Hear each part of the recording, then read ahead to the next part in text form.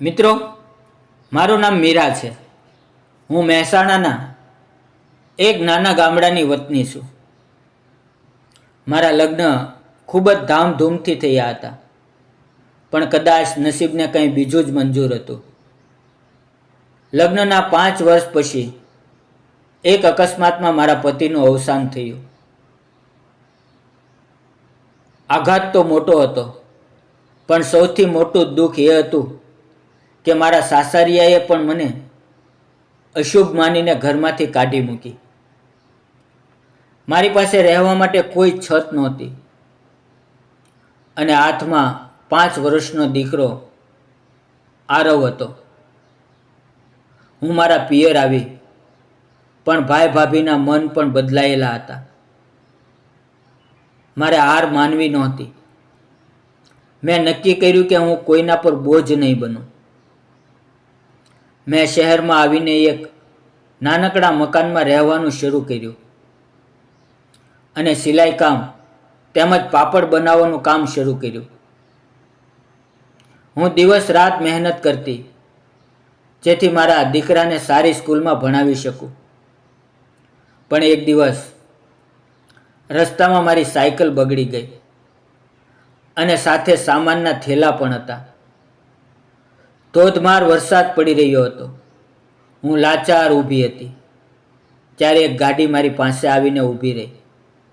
તેમાંથી એક પુરુષ બહાર આવ્યો, જેનું નામ આકાશ હતું. તેમણે કોઈ પણ ખચકાટ વગર મારી સાયકલ ગાડીની પાછળ મૂકી અને મને અને મારા માલને સુરક્ષિત ઘરે પહોંચાડ્યા.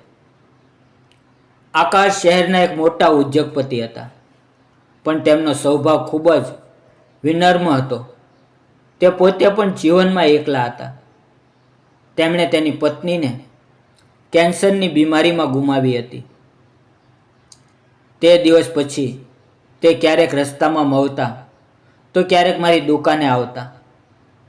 ધીમે ધીમે અમારી વચ્ચે વાતચીત વધવા લાગી. આકાશને મારા દીકરા આરવ સાથે ખૂબ જ ફાવી ગયું. રવિવારના દિવસે તે આરવ માટે રમકડા લાવતા અને તેને ગાર્ડનમાં લઈ જતા.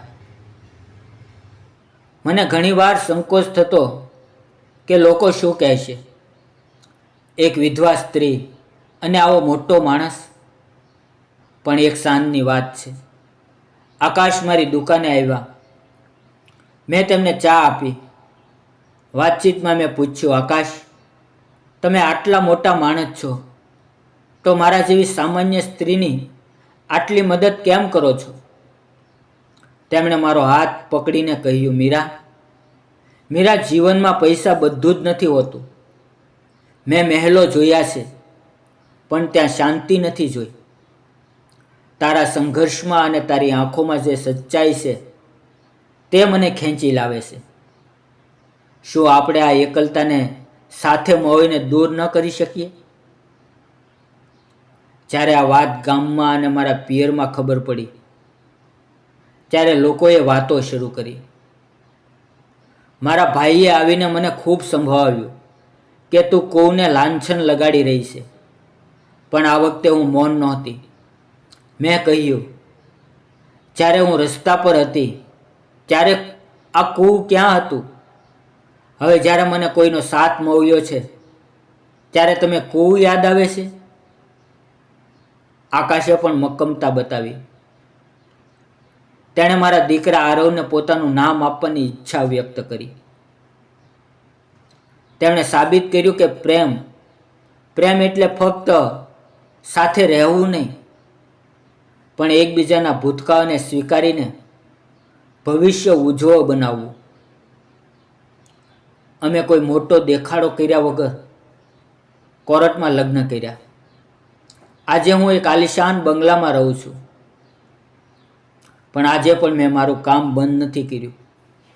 આકાશે મને એક નાનું સેન્ટર ખોલી આપ્યું છે, જ્યાં મારા જેવી બીજી વિધવા અને જરૂરિયાતમંદ બહેનો કામ શીખે છે અને આત્મનિર્ભર બને છે.